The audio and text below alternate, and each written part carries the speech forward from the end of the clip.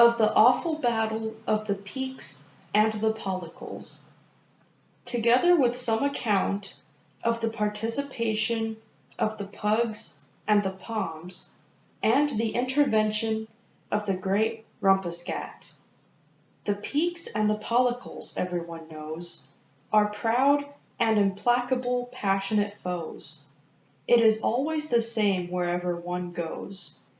And the Pugs and the Poms, although most people say that they do not like fighting, yet once in a way, they will now and again join into the fray. And they bark, bark, bark, bark, bark, bark, bark, bark, until you can hear them all over the park. Now, on the occasion of which I shall speak, almost nothing had happened for nearly a week, and that's a long time for a pole or a peak. The big police dog was away from his beat. I don't know the reason, but most people think he'd slip into the Wellington Arms for a drink, and no one at all was about on the street when a Peke and a Pollicle happened to meet.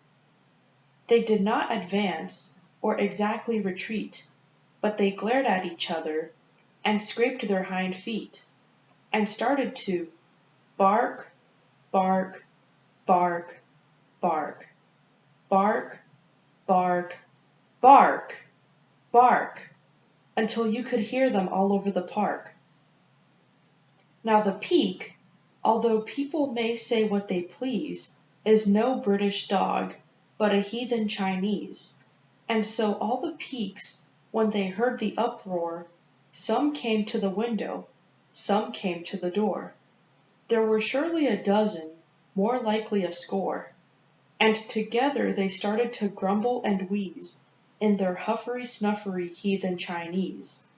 But a terrible din is what Pollicles like, for your Pollicle dog is a Dore Yorkshire tyke, and his braw Scottish cousins are snappers and biters, and every dog jack of them notable fighters.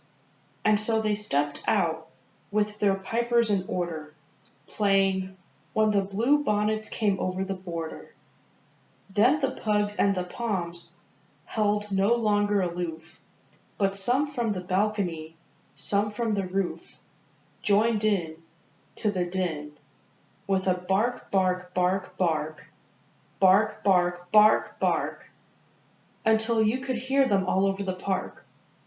Now when these bold heroes together assembled, the traffic all stopped, and the underground trembled, and some of the neighbors were so much afraid that they started to ring up the fire brigade, when suddenly, up from a small basement flat, why who should stalk out but the great Rumpuscat. His eyes were like fireballs, fearfully blazing. He gave a great yawn, and his jaws were amazing. And when he looked out through the bars of the area, you never saw anything fiercer or hairier. And what with the glare of his eyes and his yawning, the Pekes and the Pollicles quickly took warning. He looked at the sky, and he gave a great leap, and they, every last one of them, scattered like sheep.